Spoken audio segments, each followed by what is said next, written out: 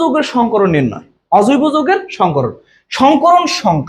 সংকরণ সংখ্যা কেন্দ্রীয় মৌলের যোজ্যতা ইলেকট্রন, যোজ্যতা মানে কি শেষ কক্ষপথের ইলেকট্রন প্লাস একযোজী মৌল।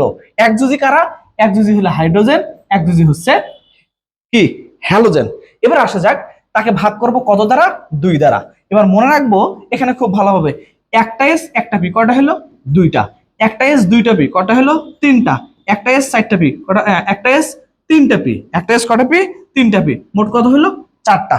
ঠিক আছে, অর্থাৎ আমরা এখানে sp3 অর্থাৎ 4টি আমরা পেলাম।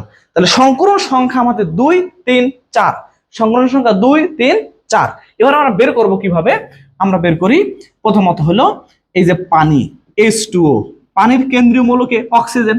আমরা জানি অক্সিজেনের সর্বশেষ কক্ষপথে 6টা ইলেকট্রন থাকে প্লাস একযোজী মৌলকে হাইড্রোজেন 2টা। 6 আর 2 8 ভাগ দেবেন 2 দ্বারা, কত হচ্ছে? 4। 4 কোনটার সাথে ম্যাচ করে? 4 হচ্ছে sp3 এর সঙ্গে ম্যাচ করে। তারপরে অ্যামোনিয়া NH3, এখানে নাইট্রোজেনের কেন্দ্রীয় মৌল কত? আমরা জানি নাইট্রোজেন হচ্ছে একটা কেন্দ্রীয় মৌল, তার সর্বশেষ কক্ষপথ থেকে 5টা ইলেকট্রন অর্থাৎ যোজ্যতা ইলেকট্রন 5টা। তার সাথে একযোজী মৌলক আছে কে? হাইড্রোজেন 3টা। তাহলে 5 আর 3 8, 2 দ্বারা ভাগ, কত হলো? 4। মোট পাইলাম কত? sp3 সংকরণ।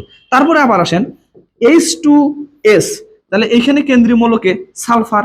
সালফারের সর্বশেষে থাকে 6টা, একযোজী মৌলক আছে 2টা। 6 আর 2 8 ভাগ দিলাম 2, তাহলে পাইলাম কত? 4। 4 মানে কত? sp3 সংকরণ। তারপরে H2SO4 সালফিউরিক অ্যাসিড। তাহলে সালফিউরিক অ্যাসিড আমরা কিভাবে বের করব? এখানে কেন্দ্রীয় মৌল হলো সালফার।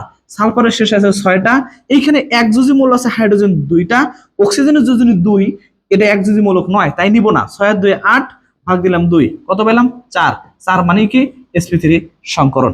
এরপর আসেন BF3 বোরন। বোরনের সর্বশেষ কক্ষপথ আমরা জানি বোরন 5 নম্বর মৌল, তার সর্বশেষে থাকে ইলেকট্রন 3টা এবং তার সাথে ফ্লোরিনের যোজনী 1, একযোজী মৌল আছে 3টা, ভাগ দিলাম 2। 3 3 6 ভাগ দিলে 2 দ্বারা হয় 3। 3 মানেই হচ্ছে sp2 সংকরণ। তারপরে হচ্ছে BeCl2 বোরন, এই যে বেরিলিয়াম ক্লোরাইড। তাহলে বেরিলিয়াম মৌল নম্বর 4, তার শেষে আছে মাত্র 2টা ইলেকট্রন, তার সাথে একযোজী ক্লোরিন মৌলক আছে 2টা, ভাগ দেব 2 সমান 4। 4 মানেই হলো এখানে হচ্ছে 2। 2 মানে হলো sp সংকরণ। ঠিক আছে, এরভাবে অসংখ্য যৌগের সংকরণ কিন্তু আমরা বের করতে পারবো। অত্যন্ত সহজ পদ্ধতিতে সংকরণগুলো নির্ণয় করা যায়।